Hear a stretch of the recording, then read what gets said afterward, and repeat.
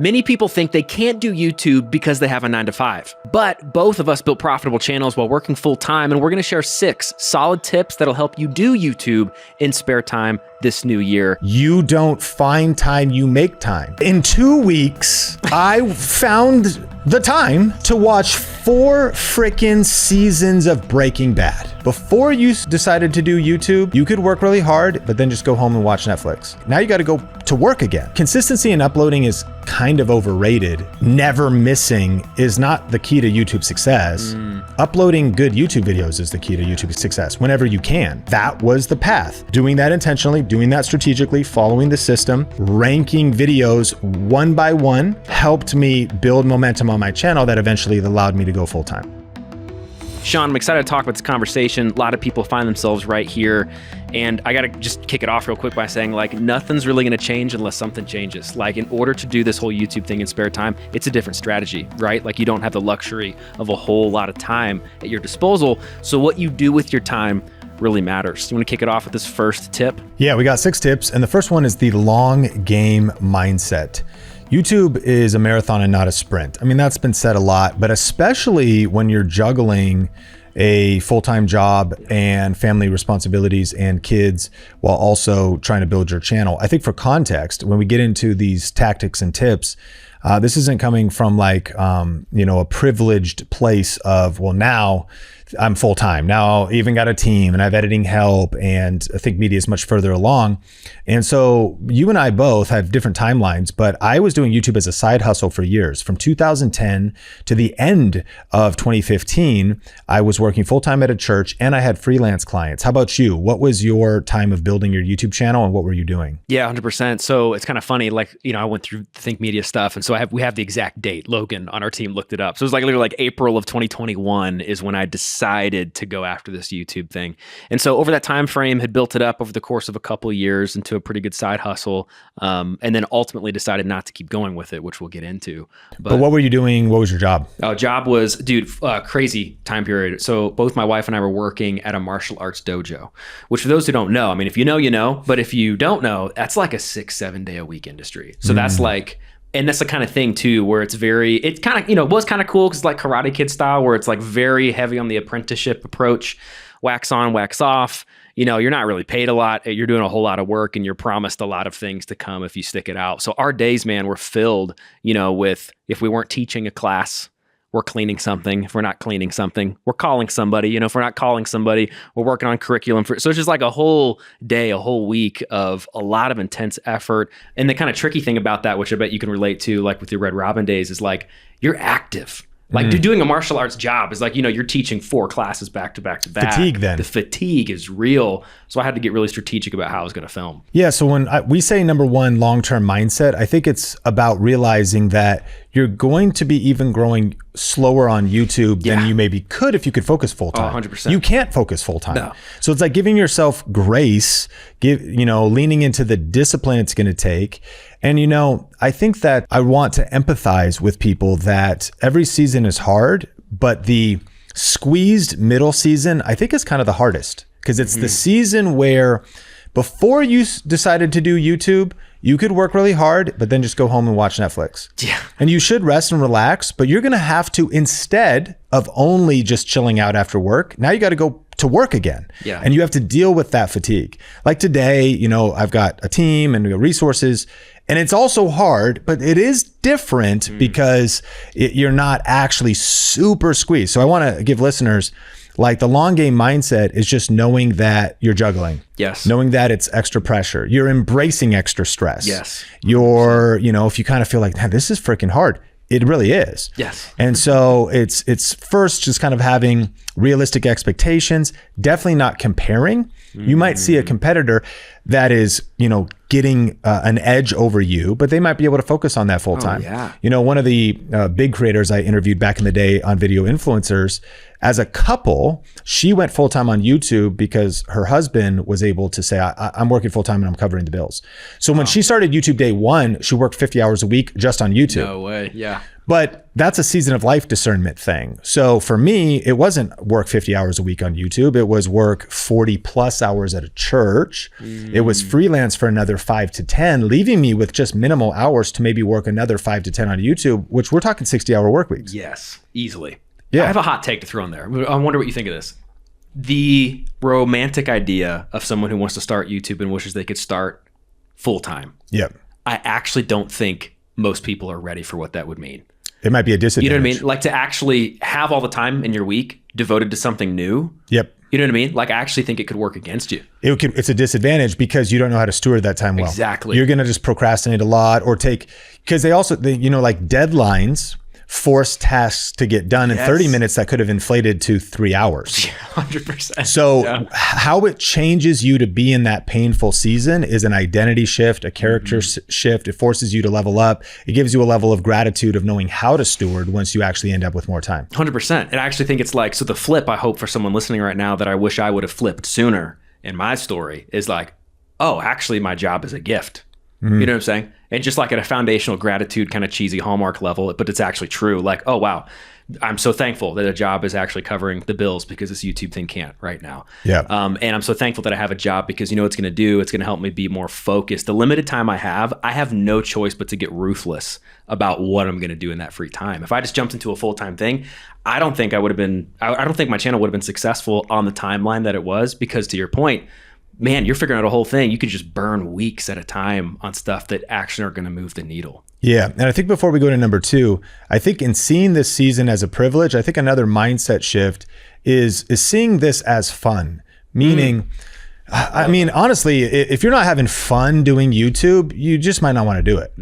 Because when I was working at Red Robin, before working at the church and doing YouTube on the side, so I'm waiting tables, one of the nice things, and this sounds like the martial arts studio as well, was it was actually 2 different activities, meaning I'm waiting tables, talking to people. But when I'm doing YouTube, I'm sitting down at a computer, you know, get my favorite drink, get into the zone, get into my office. And then just realizing I could go home and I could play video games, or I could go home and I could just watch movies, or I could go do whatever other activity. But it was kind of making a decision like, this is what I want to do for fun and as a hobby. And can I make money from my hobby eventually on the long game?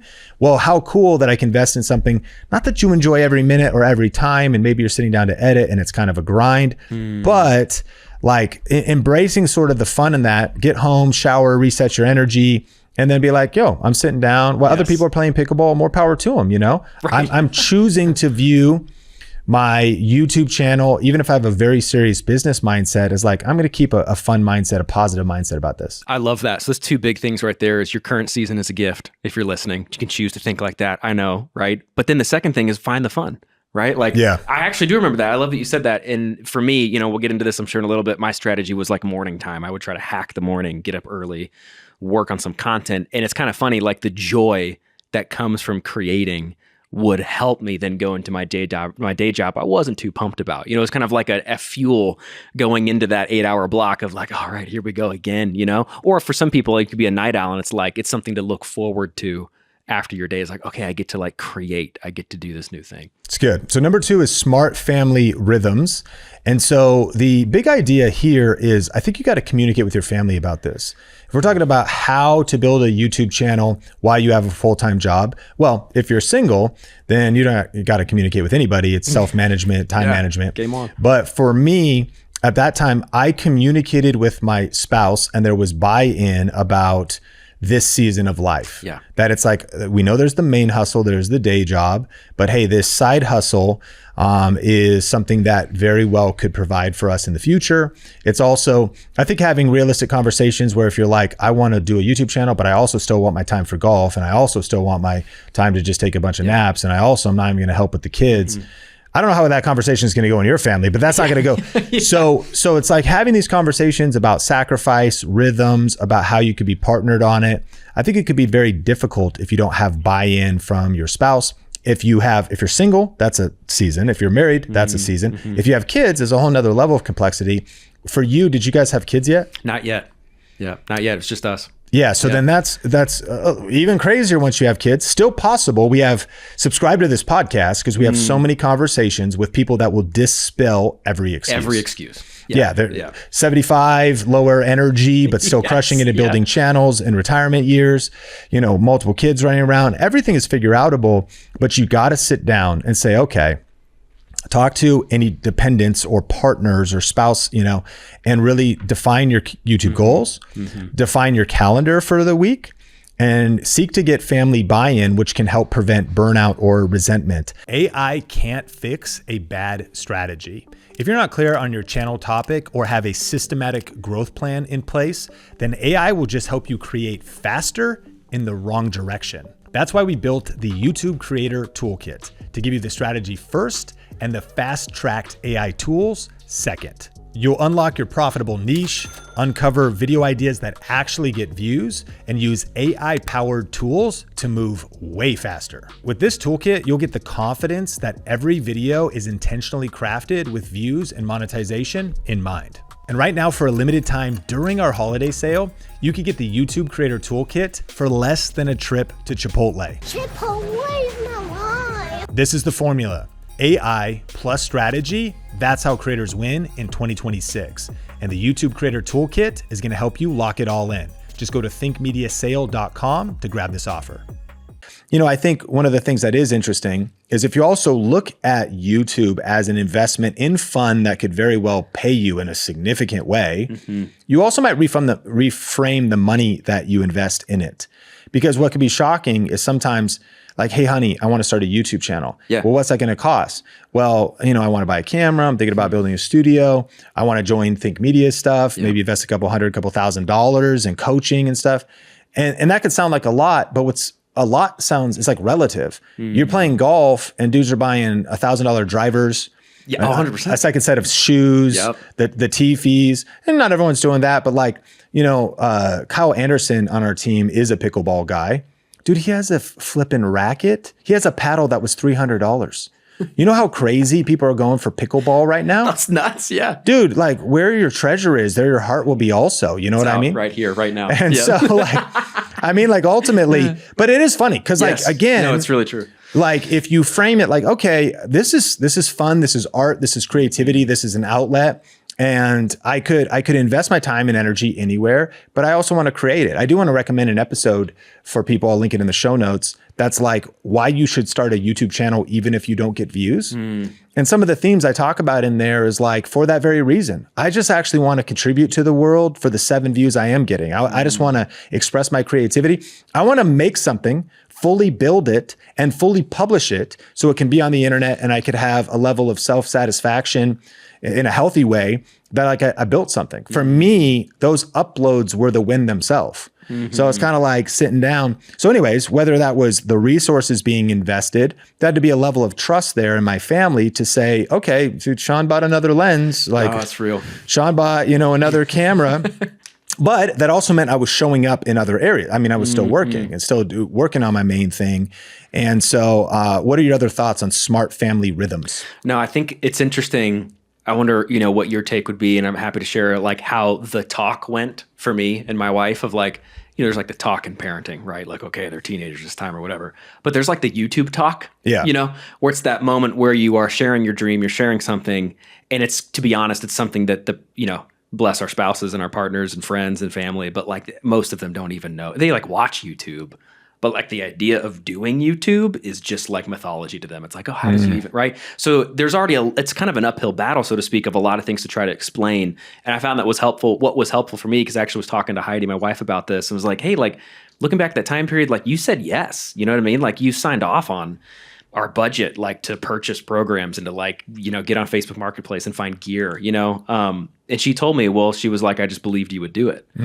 And that's not even that's a testament to her. And I guess what I am learning from that is the wisdom I would impart to somebody is, as you have this talk, I think first look at yourself and think about, is the way that I even show up in my normal life right now trustworthy? And we're already getting real deep right here, but this conversation will go south so fast unless I think you start with self-awareness, humility.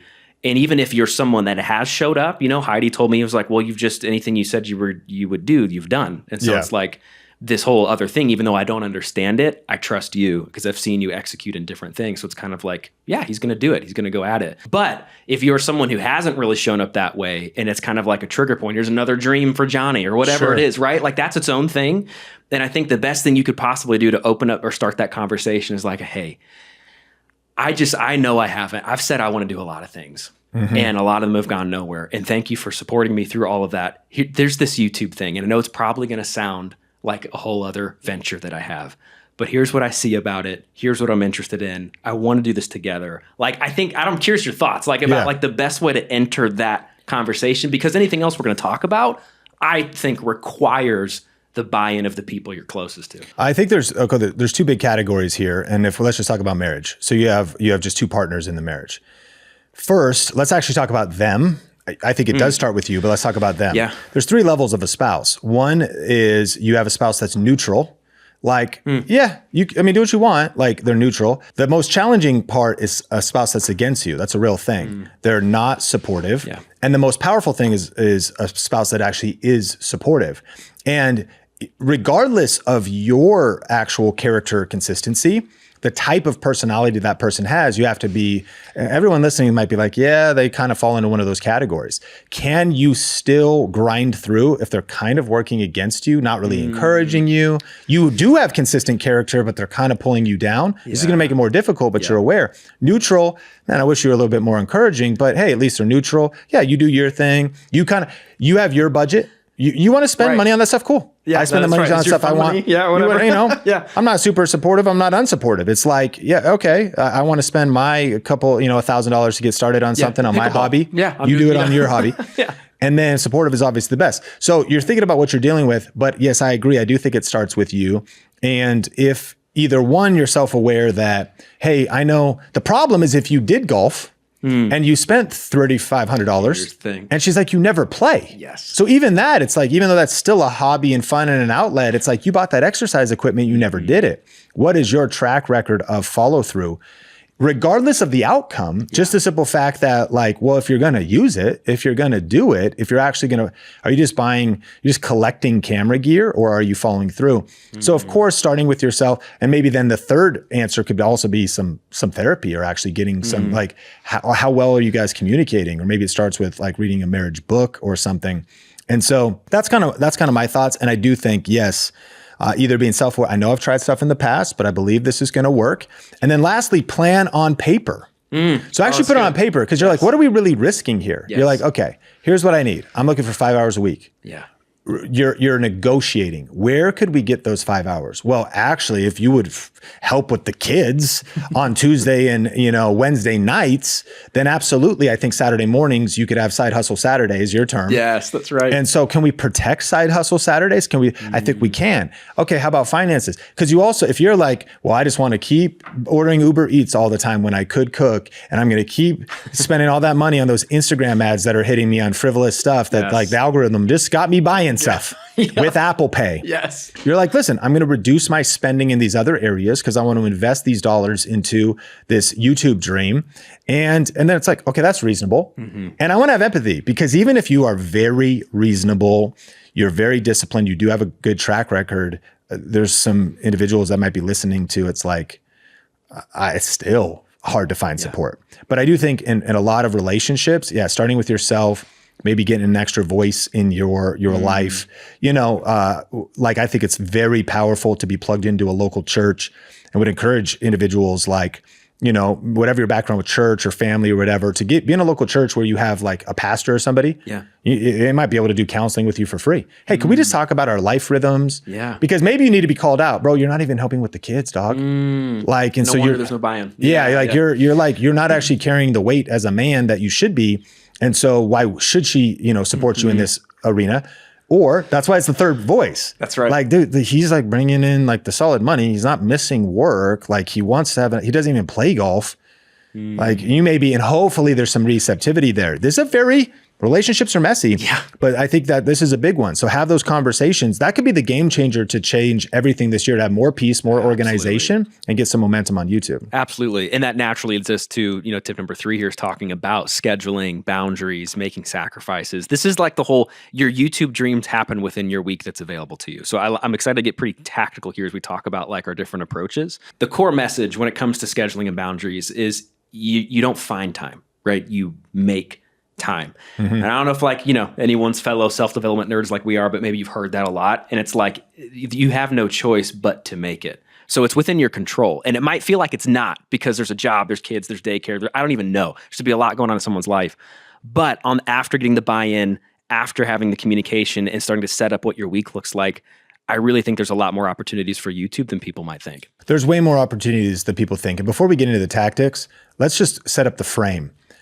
First of all, I think people should check their phone and they should go to the screen time, stats and actually see how much screen time is on there. And when you're looking, if you're watching the YouTube version, tell us in the comments what's your screen time score. Put it out there. Come on. I don't know if anyone in the comments can be under 7 hours. Usually it might be 8. I'm seeing 12s when we do live streams. That's a revelation. But here's the other thing. If you get into something new, you get excited, you find a way. I remember a season, I'm married, I'm working at a church, and my wife actually was on a trip visiting family. So I think I had 2 weeks bachelor mode by myself. And I'm working at a church. I actually did have a YouTube channel, but this was not a good 2 weeks for the YouTube channel because I heard about a television show called Breaking Bad. Oh, man. And I had never seen it. Yes. And I think whatever streaming service, Netflix, had already collected 4 seasons. Okay. And so she's gone for 2 weeks. And Nathan, I was able in those 2 weeks to watch all 4 seasons. In 2 weeks, not missing work, I found the time to watch 4 freaking seasons of Breaking Bad. Heisenberg, man. And there is, again, so people are like, dude, I don't got time. It's like, well, you found time when you discovered Squid Games for a second, where all of a sudden you just clocked 8 hours in 2 nights because you stayed up. You started at 8. You didn't go to bed till 1. So what if instead of sitting down and doing, and I get that because that's also more lazy, passive, but you got to summon your energy, decide what your priorities are. So I think you don't find time, you make time. And when you get into something, you get obsessed with something, you get excited about something, you find the time. You look, I don't got time to watch 4 seasons of a TV show in 2 weeks. Somehow I did. You found it. Yep. Somehow I did. And I punted a lot of other relationships. My mom's probably like, where's Sean? He didn't call me. Didn't check in with any of my friends. Clearly sacrificed like health in a lot of ways, like with people.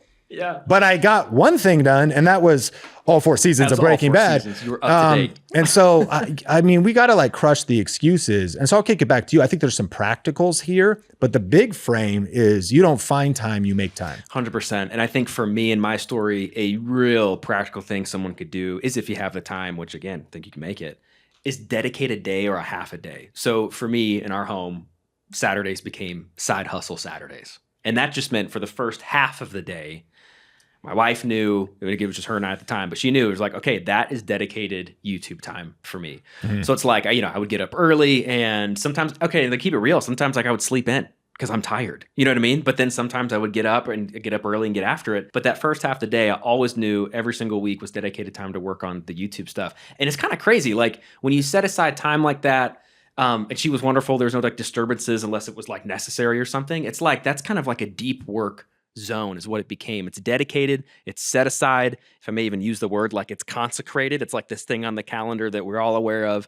And in that kind of a batching process where you can have hours to yourself, which you don't need to do YouTube, but if you can set aside a day like this or a half a day, man, you can get in the zone and you can get, that's when I would do a video. You know what I'm saying? Yep. It's like all parts of the process for the video would like be done in that day.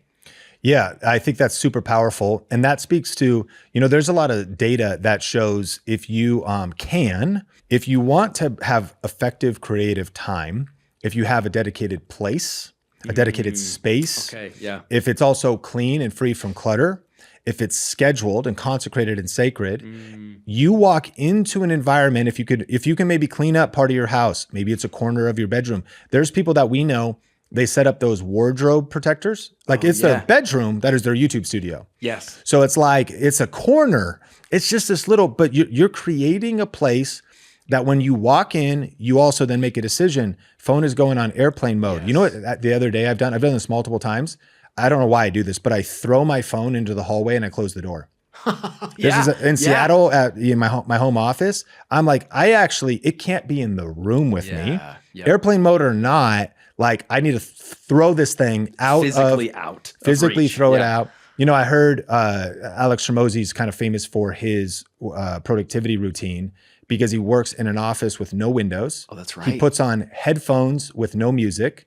He sits down with no distractions, no phone. Yes. And then for him, he like sits down with coffee and nicotine, and he like hits both, locks in, and just works. Yeah. And I think a lot of people are, underestimating how much they could accomplish by not just, if they have that time set aside, they still lose a lot of productivity during it because they don't really focus and have routine. And for you, it might be a green tea thing. Totally. It might be kind of like, so data backs that these creative rituals get your brain in the right spot, get more done. Because for some of us, it takes us 45 minutes to even get locked in. Fair. And you only have a couple hours. So I think that's scheduling it on the calendar, setting boundaries, communicating with your family. If you can, you could ask, my mom these days is incredibly helpful. She lives close to me. And if it's like, hey, mom, I did it the other day. I said, hey, mom, can you come watch the boys from 8:30 to noon at my house? I've got a live stream, and it was an extra live stream that I hope to do. She said, absolutely. So got set up. Hey, here's the food they're going to eat. And then went, and that was a conversation with a loved one to make something happen on a Saturday and give me 3 hours of focused work. And so I get it. Don't think about the excuses. You might not live near family. You might feel very alone. Okay. And then that's not an option for you. But sometimes it's actually maybe asking for help, being more thoughtful, and not expecting an individual like that to just show up. It's like not morning of, like 15 minutes before, but like actually seeing further ahead, like asking that question 7 days earlier. I think I asked her 2 weeks ahead. I was like, hey, on this particular day, this is something I want to have on my calendar. That's the power of scheduling, even the individual you're enlisting. Sometimes I think we're so reactive, like, hey, tomorrow morning, I'm kind of behind on my YouTube channel. And your spouse might be like, you've been gone. We haven't connected. We haven't talked. And so you just didn't look far enough down the road. But like she could be very much more bought in if you were communicating far ahead of time and doing your best to lock in the power of scheduling. 100%. I think last thing here before we move on to tip number 4 here, which we'll talk about workflow and stuff, which will be fun. I think it's also important to know your season. So I love how you've talked about this a lot, Sean, but it was even helpful for me, as I was doing this. It's like, again, it comes with the territory of you have a full-time job, you have other responsibilities, and you're doing YouTube part-time. It's like you have got to adjust your expectations. And so here at Think Media, we say, hey, best practice, shoot for one high-quality, well thought out research. We got our whole system, right? Like you go through all of those steps as best you can. One high quality long form video a week is a wonderful thing to shoot for, right? But that doesn't always mean that you have to hit every single week. And so I don't know if you want to talk about that, like what consistency might actually look like for a part-time YouTuber. Yeah. So speaking about 2010 to 2015, where I'm working a full-time job and doing YouTube on the side, I did have a conviction that I wanted to upload a video every week. I didn't even come close to that. I think that probably on an annual basis, I was uploading 33 videos or something like that. Okay. So while that's a good target, I think people should give themselves grace because seasons. Yeah. And when I was working at a church, talk around Easter, the ramp up to Easter, like it was crazy amounts of hours. Yeah. Super Bowl time. So your job might have rhythms, but then summer, most churches call it the summer slump. Pastor goes on vacation, expectations are lower, and there's less stuff happening. Now it depends, but that was for me. So I realized, okay, sacrifice during summer when people are like, it's vacation time, let's doing this. I'm like, I have extra margin to maybe do 2 a week, or to get ahead with batch producing and to actually then upload 1 video, 2 videos. And I think that in a way, like consistency in uploading is kind of overrated, meaning like uploading every Tuesday, never missing is not the key to YouTube success. Uploading good YouTube videos is the key to YouTube success whenever you can. That's right. And, of course, we teach ranked videos. 1 ranked video can keep working for you even when you're not working. And so if I could rank videos all summer and upload 8 times and really craft these videos, those videos kept working for me for months later, even years later. If you actually are listening to this and you want to go deeper on our 7-step system of doing that, I've got a free class, just updated it, thinkmasterclass.com. I go through our 7 R's, really talk about what ranked videos are. And basically, I believe that is the path to freedom on when you have a full-time job, is creating videos that don't just get views for a week or 2, but keep getting views. But that was the point. It was like, those great videos help me build up the portfolio on my channel. But then if I didn't upload for a month, give yourself no big deal. And then, when people are going on break during the holidays and everyone's just chilling out, watching Elf, sipping eggnog, still schedule that Christmas movie night, but also like put in some extra hustle there. Maybe you can get ahead on your videos for January. And so I would do upload sprints, not necessarily weekly posts. And that was the path. Doing that intentionally, doing that strategically, following the system, and ranking videos 1 by 1, year after year, helped me build momentum on my channel that eventually allowed me to go full time. I think about someone who you just hung out with on our podcast, Allie and Kevin Reynolds of Allie's Organics and Homestead, and you were talking with them about their posting frequency. And I don't know if you remember, but I love their response. It was just like, when it's done. When it's done. It was kind of like, and they were talking about the rigor that they put into their videos and how they'd love to do 1 a week, but it's kind of like with the nature of their content, with the quality they're trying to put into it. And they also kind of congrats them too. They just got their, silver play button, crossed 100K subscribers, but that's been their flow, and they're older and they got like older parents they're taking care of. Goodness, they of all people, they're running like a brick and mortar thing too. They are busy, they have kids and grandkids. But for them, their process of like, okay, what defines consistency is 1 good video followed by 1 good video, not necessarily that was a Friday and then another Friday and then another Friday, And so I think that's a powerful thing to keep with you as you're creating content. And I know we have another tip, but I will say, I think why uploading every Tuesday or whatever day is good is the discipline of repetitions. Yeah. It's not that it's a key that unlocks the algorithm. It's a key that unlocks you. Yeah. Yeah. It helps you just kind of, because if you don't give yourself deadlines, if you don't give yourself targets, if you give yourself too much grace. So these things are held in tension, where some people are hesitating. If it's overthinking or perfectionism that is causing you not to upload, that's not a good thing. But if it's just crafting it and not feeling like I have to upload on Tuesday because if I don't, the world will end. Yes. So, dude, you could take a week off. Like, it's going to be fine. And because YouTube is a content library, much more than a content feed, YouTube videos are like a fine wine. They get better with age. Old YouTube videos that are ranked, that could be years old, can keep getting views. So putting in a little extra time in that, I would rather upload 33 videos in a year that are getting me passive views, subscribers, and income than be forced to be like, I got to do 3 a week and upload 150 that stall out. I'm tired and I'm not getting any traction. 100%. And when it comes to, I think about, this is a good time to talk about, tip number 4 here is all about workflow. Like, what can you do to speed up your workflow? And you're kind of already talking about it, but it's worth thinking about as you're doing this YouTube stuff part-time. What is your upload strategy? Like, not just the day and time you're going to post and film, but like what kinds of videos you're actually going to choose to create, and the systems and processes you have in place to help you do that, right? So at the beginning, it can be pretty overwhelming because you're like, okay, I got this camera, I'm trying to figure that out. You don't even know what an SD card is, you know what I mean? You're just like figuring stuff out. But what really helped you lock down a consistent routine when it came to a system that you follow for your workflow? Yeah, so when I think about one of the biggest distinguishers between those who struggle in YouTube and those who succeed, I think you can sum it up in one word: speed.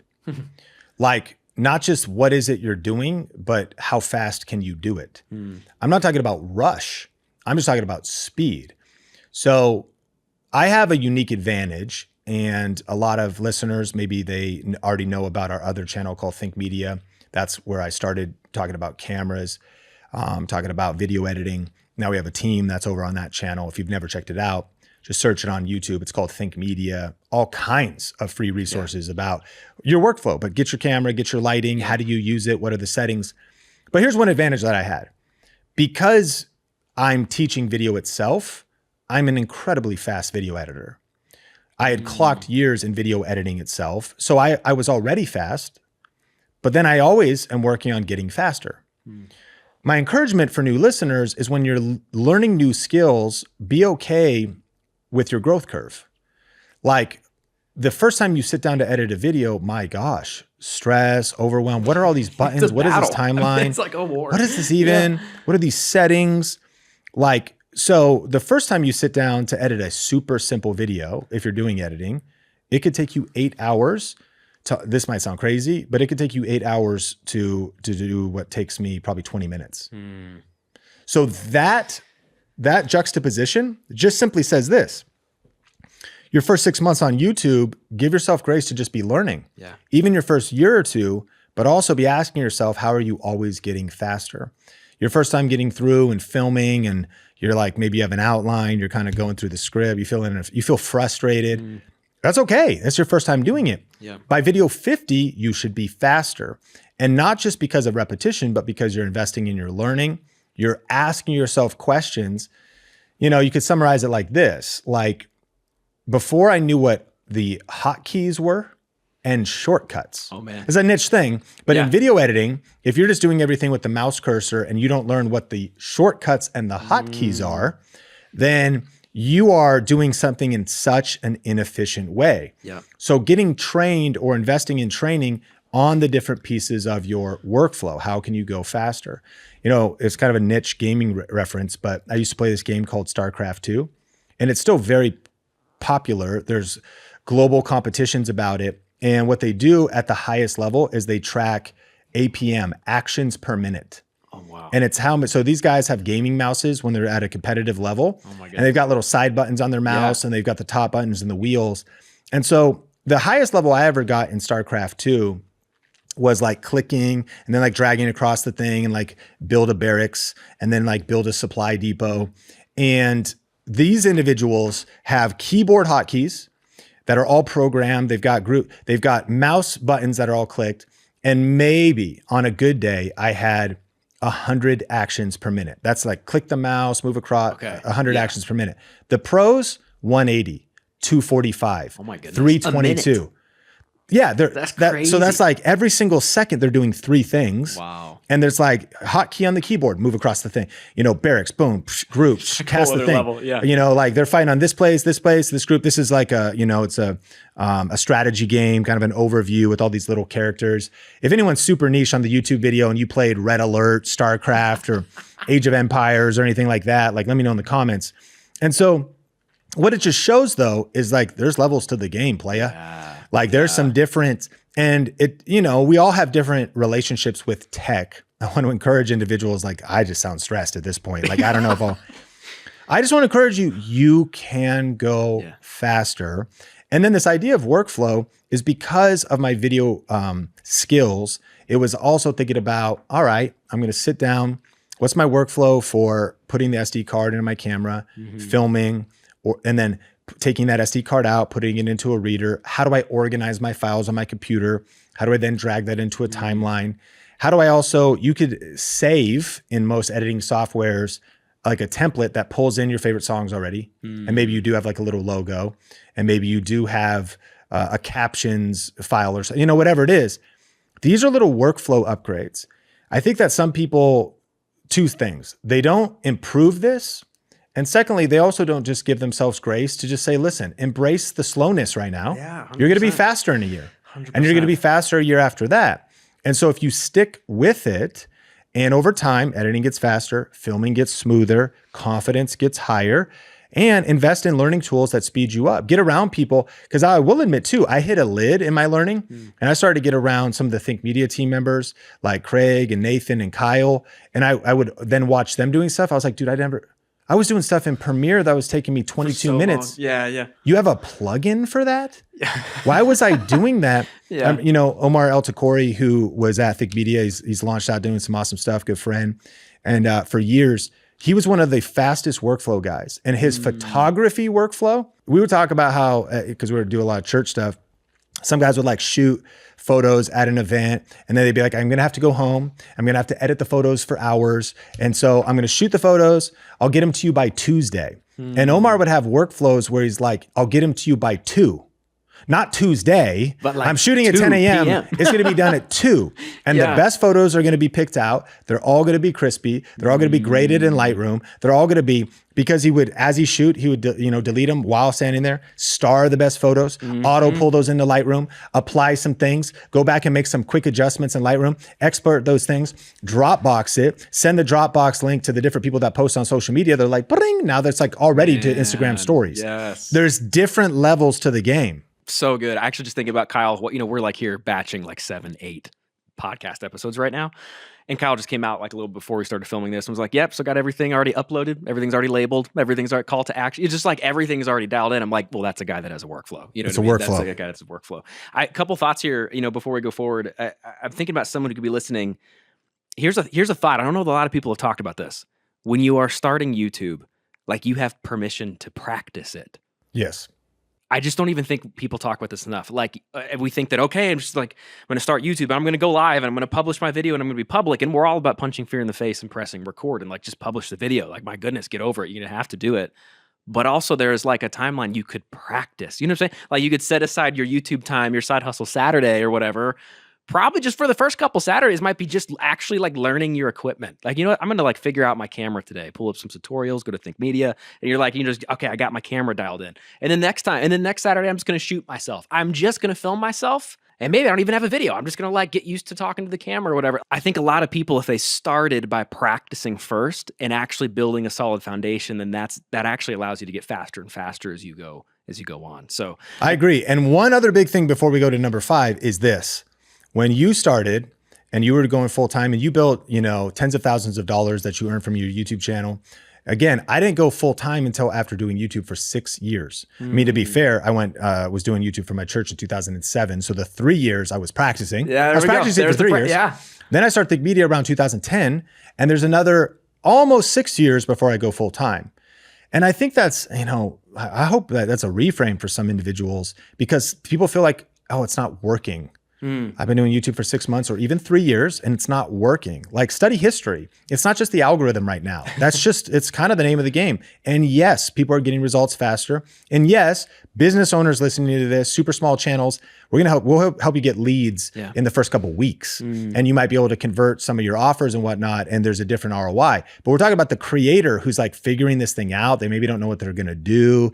They're still figuring out their niche. You might pivot a couple times along the way. You might experiment on other channels. Give yourself margin to practice. But when I started and you started, AI didn't even exist. No, not even. AI tools didn't exist. This is a different freaking era. AI has changed everything. You still need skills. You still need to have grit and work ethic, but AI helps you go faster. I was shocked at a recent Think Media mastermind with, a lot of individuals that are taking YouTube very seriously. And I was like, we have some proprietary tools and people were using it and they go, oh, I hit a limit. Like many people in the room, they're free ChatGPT limit. Right. And I was like, wait a minute, you don't pay for ChatGPT? What are you talking about? And the limiting belief in the room was like, what do you mean? Why would I pay for ChatGPT? I was like, do you even care about your life? Are you even valuable as a human? Leave right now. And I kicked out half the people from the room. And that was it. We ended early. Our relationship is over. It's like a weird thing because it's like, dude, you were just in the shopping checkout at a grocery store and you impulse bought $20 worth of stuff and you're not going to pay $20 for ChatGPT so you don't hit a limit. This tool is so powerful.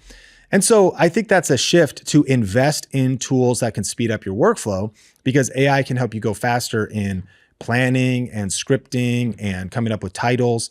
We also have a bunch of proprietary tools, and we also have some specific AI tools that are just available for some of our higher level clients and whatnot. But actually, during our holiday sale, we just launched what's called the YouTube Creator Toolkit. And inside of that, we've programmed it. So these aren't generic ChatGPT prompts. We've programmed a video topic generator, our Think Media title generator. There's psychology in this. There's click triggers. There's all that different kind of stuff. And the cool thing is during the holidays, we are, for less than a trip to Chipotle, you can actually get the entire Think Media Creator Toolkit at thinkmediasale.com. It also includes a ticket to a planning event for making a game plan for 2026 on YouTube. So anyways, speed up your workflow. There's thumbnail templates in there. That's kind of my point, is like this toolkit are resources that can help you go faster with training so that you can also accelerate things. So at least, invest in your favorite LLM and so you're not hitting limits. That's just slowing you down. Like, why are you, and consider that it's a resource we created. Some of those tools are just in our higher level programs, but we actually have never launched a holiday offer like this, as people are doing Cyber Monday, Black Friday. So if you want to check that out, thinkmediasale.com. And bottom line, what you think is going to have to take 2 hours, there are people that are doing, in some cases, 2 minutes. That sounds crazy, but it's true. Yeah. When it comes to video editing, stuff we used to do, there's plugins for different software. I'm not kidding. Stuff that used to take 3 hours takes 3 minutes now. Wow. When we would capture multi-angle, try to sync the audio and do all this different stuff, there's tools right now where you go boop, and it's like, brrr, and it just cuts all the angles and whatnot. Man. A lot of listeners aren't maybe doing something that complex, but that shows if you're not getting educated, if you're not aware of what tools are out there, if you're not aware of what's available, you have a lot of limiting beliefs on what's possible for you while you're working a full-time job. Man, 100%. I love that we put all those tools together. I wish that was around, huh? When I was like starting out, because man, titles, it's hard enough to figure out. And so you might as well upgrade your workflow from the very beginning, especially if you're starting from scratch and you're going part-time. I think thinkmediasale.com, which is a cool place to check out, But so, tip number 5 here, this is more of a skill when it comes to, the actual filming and really all the parts that, go along with making a YouTube video, researching, editing. It is batching everything. Yes. Like, okay, how would you just break down the term batching in case someone's not familiar with that? Yeah. So there's actually a really good book by Darren Hardy called The Compound Effect. We'll link to that in the show notes. It's a great book, and one of the big ideas though, is they would say, group similar tasks. That's what batching is. Group similar tasks. Whenever you're doing a particular task, it accesses a certain part of your brain. And what's fascinating is when you're sitting down to plan and outline or script a video is a different part of your brain than when you're turning on the camera and delivering the content for your video. So if possible, when you're in the mode of research, outlining, planning your content, don't just do it for one video, do it for 3, 4, 5, 6, 7, 8. You're in research mode, you're in title mode, you're in planning mode. You got your AI tools up from Think Media, you've got your Google Doc up or your Notion, and you're really sitting down. And you're also, what's powerful about that is when you also are thinking about, let's say your next 4 to 8 uploads, you start seeing how maybe there could be ties together in them. You start actually getting even better content because you're not rushing it out like, let me plan and then shoot. Let me plan and then shoot. Let me plan, shoot, and then edit. But batching similar tasks is like you're batching planning and research and outlining. You're batching a film day. You're then batching editing. And so my Adobe Premiere timeline would have a lot of times 4 videos that I shot all at once, then all brought into the timeline, then all like kind of copied in one linear thing and then exported separately. So I would edit kind of all 4 videos at once. And if I kept editing simple, then on Saturday side hustle day, there it is. I'm sitting down and I edited 4 videos. And the point is not that I edited, if you will, yes, I edited 4 videos, but the reason it went so fast was the whole process. Yeah. I kind of even knew what I was doing days ahead. I had my film day and then I had my edit day, exported all of them. It gave me a chance to schedule upload into the future. And so batching similar tasks, I think, increases quality. It also is essential when you have a full-time job. It's essential when you are doing YouTube full time. Yeah, it's what we're doing right now. So you should learn those habits and those routines. And this isn't just a YouTube thing. Batching similar tasks, period. It's like if you have emails and follow up, which is part of the creator economy job. Maybe you want to email some people for some collabs, DM some people. You want to jump on Twitter. You want to reach out. You want to see if some brands could collab and do some UGC content, or you reach out to brands or look at your email inbox. If you're like filming and then you check your email and then you're scattered and it's actually task switching, Yes. which causes fatigue in your brain, Yes. which reduces your willpower and your energy. This is real stuff. Yes. And so it's like, no, today is admin day or admin block, and batch similar tasks. So when we say batch everything, I mean everything. You're like every single thing. Yeah. This makes me think, well, I'm sure you've totally heard this term, but it took me a little bit to figure this out. Like that task switching, context switching. What's so tough about that is there's this attention residue, right? That like this thing you were doing before is kind of still with you, and you actually need time to thaw out from that headspace that you were in, especially if you're doing such different things. So a prime real example that like gutted me multiple times way back then is I would look at the comments as I'm about to go record. You know what I'm saying? Like that's like the worst thing you could do. You know what I mean? It's like there's a time to go for comments, look at it, reply to them, you know, all that good stuff. But I would look at the comments before I'm about to press record, and all it took, Sean, was one bad comment, one negative negative comment. And I'm like so disheartened. I'm like, I'm not gonna film today. I'm gonna go eat Cheetos and collapse. You know what I mean? I'm just like, it totally took me off. And so I think the sequencing of what you do and when you do it, it absolutely matters. It's a real thing. All right, so let's hit number 6, skilling up and staying consistent. The key here, right, is every upload is practice. What does that mean to you? Yeah, you mentioned this earlier. People should give themselves more margin for practice, but let's give a few nuances on this. I think that the idea is commit to the journey and keep skilling up. Learn one new thing each upload. You know, we say get 1% better with every upload. So every time you upload a video, maybe tweak your lighting a little bit, try to get, better titles, learn editing shortcuts. And then I also think though, there's something about celebrating small wins.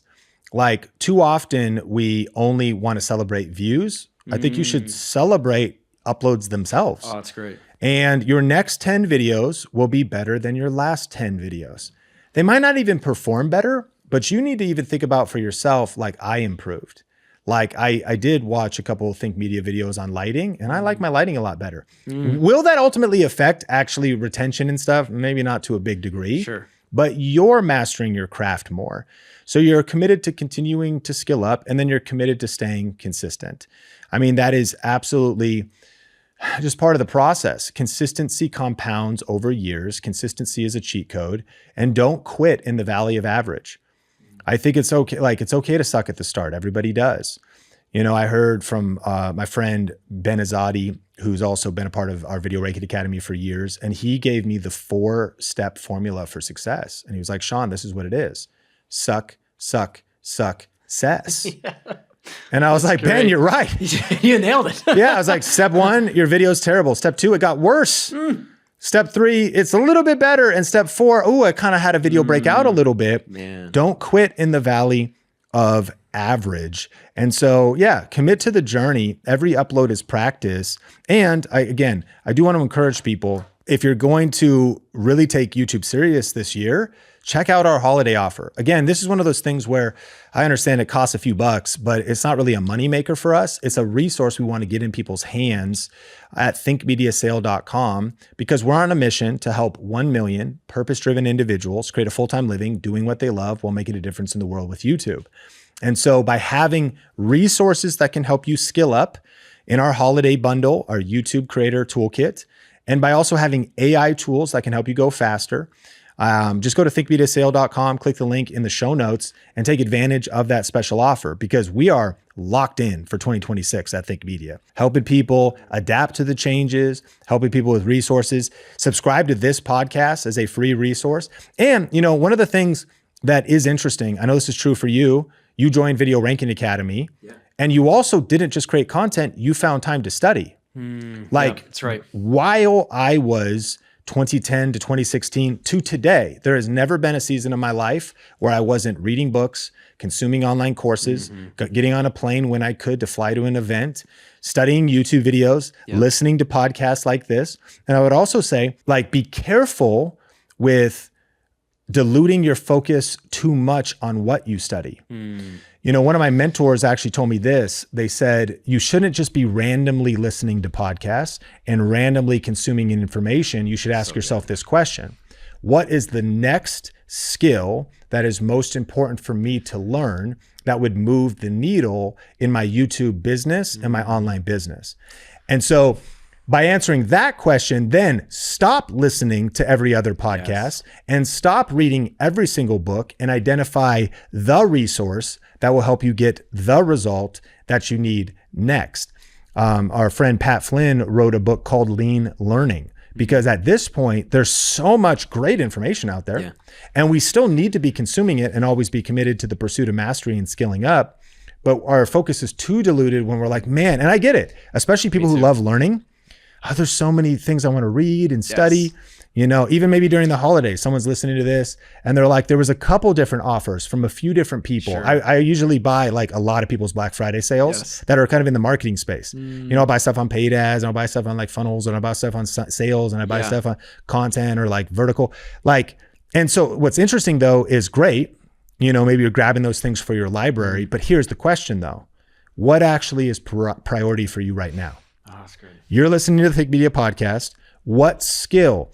And if you isolate it down, maybe you're like, I'm not really sure. I'd say stuff like master packaging. If you want to win on YouTube, master packaging, what is that? Title, thumbnail, topic, hooks, like thinking about, that's your first 30 seconds of trust and even getting the click and cracking through the algorithm. So like, okay, what I'm going to focus on is mastering packaging. Now, another thing could be, I want to really focus on growing as a communicator. So now you're like, well, those are the TED Talks I'm going to listen to. Those are the things I'm going to listen to. Let me call out some of our community, because I know our VRA fam listens to this.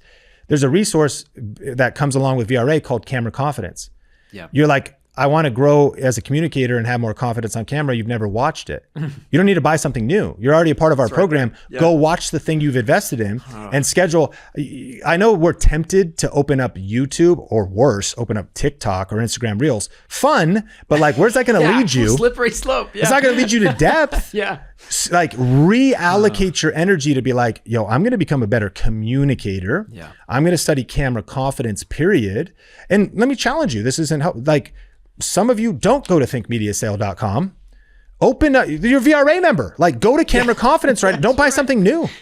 And don't buy other people's offers right now. Like, actually go consume the thing you've already invested in. Block some time on your calendar.